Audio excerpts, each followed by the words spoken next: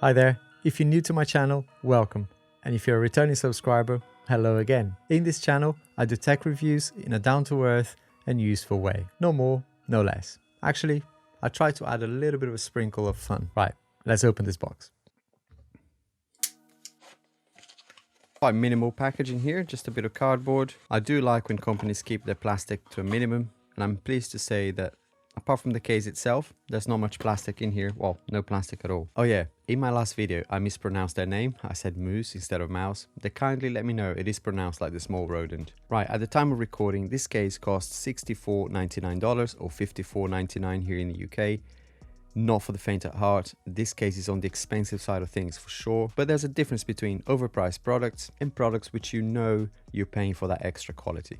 In the Mous case, and I've been a customer for a couple of years at least, we're paying for real materials, guys, and extra protection. So although they don't publish their drop test rating, I've used Limitless 3.0 range on my 11 Pro Max. Still have it here actually. It's a bit battered. I've also used the 12 Pro Max version of the 3.0 range. So yeah, I know I'm gonna get good protection and I'm gonna have a really nice design as well. The problem with Apple introducing MagSafe was that Mous Accessories didn't really make a lot of sense. Yes, it was sort of okay to use MagSafe on this 3.0 case, but it wasn't really attaching to the case properly. With this one now, they've got the exact same sort of shape of magnets as the MagSafe element, so it should have a much better connection. So I think it's a great move by Mous to change their magnets to be more in line with how Apple MagSafe is. So why don't we get that out of the way? Here's my MagSafe charger. Just move this knife out of the way. My oversized knife for this. Here's my MagSafe charger. It's in locked mode, so we should hear that lovely MagSafe sound in the animation. There you go, indicating that we're indeed charging the phone and enjoying the lovely fast 15-watt charge speed. Stating the obvious here, but yeah. It works. Not only does it work, but what I couldn't do before, you know, as you can see, I hate how short this cable is, but you get the idea. I can dangle the phone so you can see it's a very strong connection here. All right. Important notice, guys, if you had a Mous accessory like the Mous wallet that is a 3.0 accessory, therefore has the magnets on the corners, that's not going to work with this case, okay? So yeah, bit of a problem.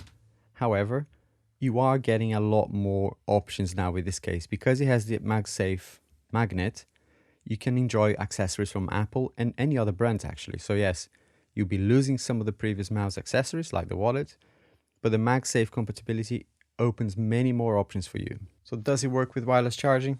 The answer is yes, it does. Nice and quick charge as well. It's another one from Anker, so you can have two different types and both working. Don't know if you can see here. It is charging, no problem. Really good charger. I will put a link in the description for you guys. Can't recommend these guys enough from Anker. Full disclosure, guys, I bought this case with my own money. Mous did not send me these for free, even though I asked several times. Come on, Mous. Slide into my DMs. That sounded wrong. Okay, let's crack on with the video. Let's talk about protection. I've used this case now, or different versions of this case, for nearly 3 years. I have never had any problems. In fact, this case saved my phone in several occasions last year.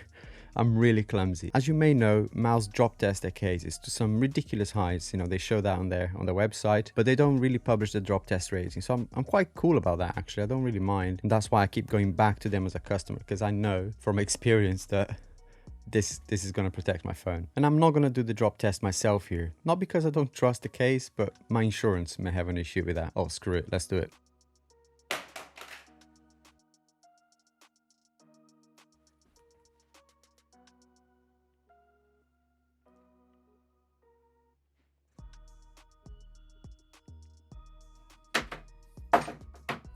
Okay, see, I do trust them, and this happened several times in the last couple of years, saving me a ton of cash and headache. This here, for example, is my 11 Pro Max case, which I used every day for about 11 months. This is the Limitless 3.0 in aramid fiber, which I reviewed on the channel before. Interestingly, I already managed to scratch this newer one for the 12 Pro Max in a couple of spots. There's some minor scratches here, which I never got with the 11 Pro Max. So instead of the aramid fiber this time, I went for the leather. And the aramid fiber on the 3.0 for the 12 Pro Max actually as you can see here, I haven't cleaned it. Collects quite a bit of fingerprints, which wasn't so bad on the 11 Pro Max. Now, let's talk about the interior lining in this case. I'm really disappointed in this one, actually. Let me just get the phone out.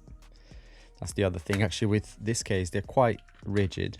They're just about manageable to get the phone in and out, but it's not as easy as, for example, you know, the Apple case. You can literally, not a lot of effort to remove it. So yeah, the interior lining, it's gone.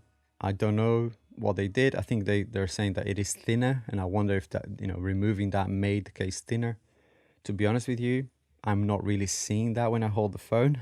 It's, for me, exactly the same level of bulkiness as the previous 3.0. The 3.0, as you may remember, had this really nice velvety sort of microfiber lining here. That's gone. This is also gone. The storage options, they're not here anymore. I don't really mind it. I just never really thought of storing that here. It is useful, I guess, for some people, but let me know in the comments, are you gonna miss those features? Because in the Limitless 4.0, that's gone. It's potentially a little bit thinner, but I'm not sure. When I hold the phone now, it doesn't feel that much thinner to me. As with previous versions of this case, they have really nice raised edges here on the corners. On the side, it's lowered so that you can swipe without an issue. And one thing I noticed is the bottom lip here is a little bit higher. I don't know if it's just because it's brand new, but I do feel a little bit of a rustic sort of feel here. And it is higher. It doesn't really interfere with swiping up on the phone. That's not a problem. It's just noticeable. You know, it wasn't there before. It was a little bit smoother. Now it's there. You kind of feel it. Good news is you get more protection when you put the phone down. So talking about protection when you put the phone down, what they've also changed, which I think is a positive change, is the camera bumper. So you still have a recess sort of protection, but they raised it a little bit as well. So you're getting a little bit extra in comparison to the previous case. It was just recessed, so quite a bit recessed, and you know, you have enough of a gap there between the case and the camera module. But now the camera module is actually also raised, which is great. So you got that extra peace of mind when you put the phone down. Guys, just to let you know, I now have these two flagship phones in hand. This amazing S21 Ultra from Samsung and the iPhone 12 Pro Max. I'll be doing lots of comparisons, lots of accessories for both of these phones as well. So stay tuned on the channel. If you haven't subscribed yet, next to the subscribe button, there's also a little bell that looks like this. So I don't think you will make that noise, but thought you might like that. So yes, the microfiber lining inside the case is a shame that we're losing that, for me anyway. Actually, one of my viewers said that, you know, it was great for mobile gaming, because for people who use vents to cool the phone when they're gaming, that lining stopped the phone from getting condensation.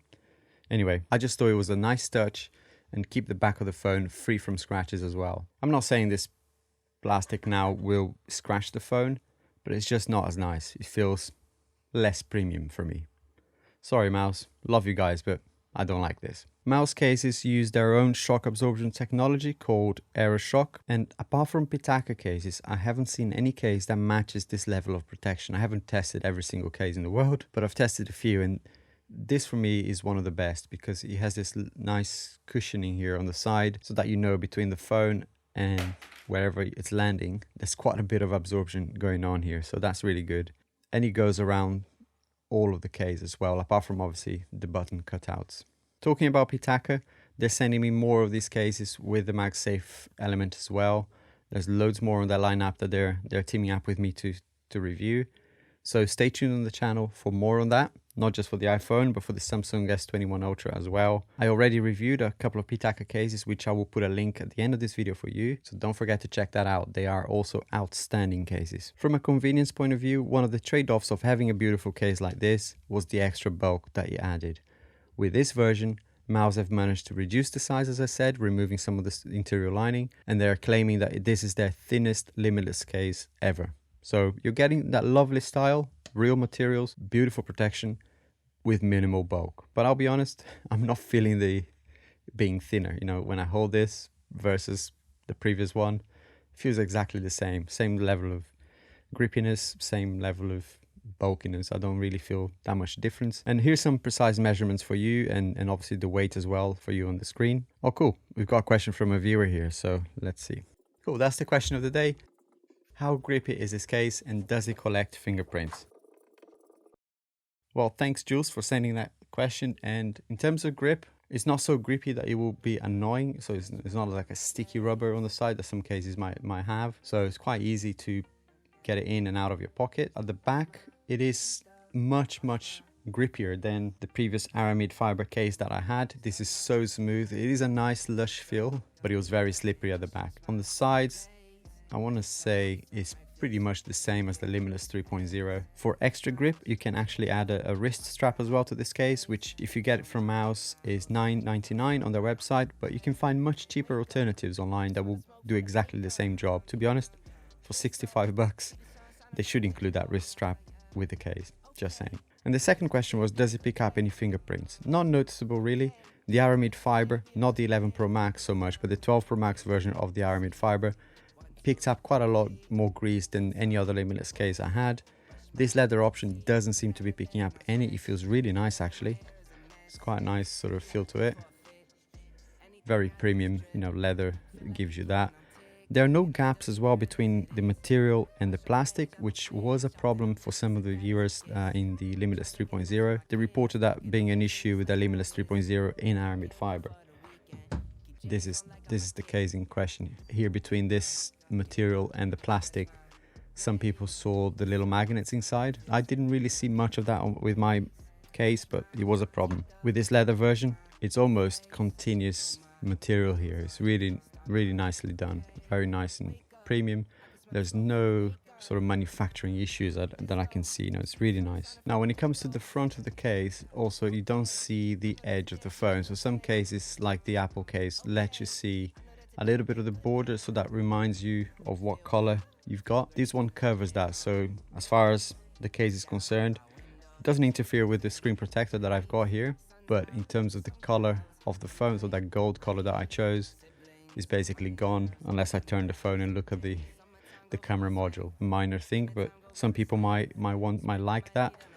I'll just give you an example of what I mean here quickly. With the Apple case, it's barely noticeable, but you can see a bit of the gold around the case, which is nice. In terms of build quality, let's talk about that for a second. The buttons are exactly as they were on the Limitless 3.0 as well, so no changes there. Very precise cutouts, just as they were. On the bottom here, my OCD is kicking in a little bit here, guys, because you know, the Apple phone has 4 cutouts here for the speakers on this side and 6 on this side, but the cutouts on the case are exactly the same size, so that one should be smaller.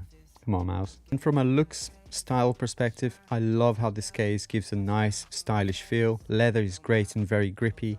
For all of you butterfingers out there like me, this case is perfect for that. So would I recommend this case? Absolutely. Yes, it's a shame they removed the lining from the previous versions from inside, but I can see why. The case is now thinner, there's less bulk in your hand, so it's a compromise that I think it's a good one. It's a case for people who really want to protect their phone as much as possible with the case, but also retaining some of the style with this real material, real leather. Leather is just one of the options. They've got walnut, bamboo, other really cool ones like aramid fiber as well. They still have that one. So yeah, lots of different options for you. I've put the links in the description as well to help you out. And that'll be it for me.